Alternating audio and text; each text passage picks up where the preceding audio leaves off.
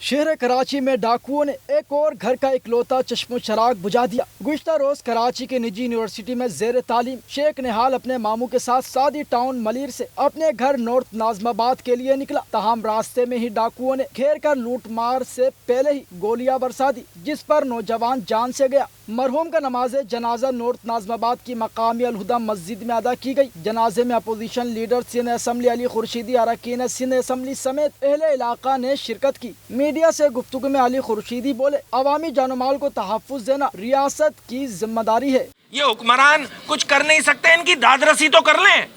میں تو ایکسپیکٹ کر رہا تھا کہ وزیر اعلیٰ سندھ یہاں کھڑے ہوں گے نماز جنازہ میں، اور جو افیکٹو فیملی ہے ان کے ساتھ کھڑے ہوں گے۔ یہ کوئی ایک فیملی کا مسئلہ تھوڑی ہے، یہ پورے شہر کا مسئلہ ہے۔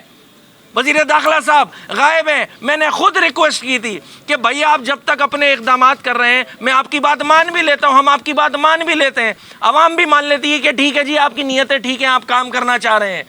تو جب تک جو ہم باتیں ہو رہی ہیں، جو سلسلہ نہیں تھم رہا، اس کے لیے جو متاثرین ہیں وہ اپنے گھر کے کفیل ہوتے ہیں، ان کا کس طرح گزر بسر ہوگا؟ ان کے اوپر آ کے دست شفقت تو رکھے حکومت۔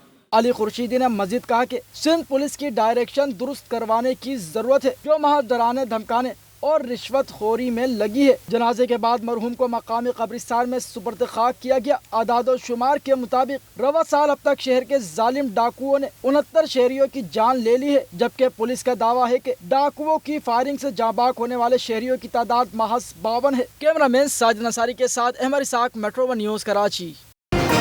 میٹرو ون نیوز، ہر پل کی خبر۔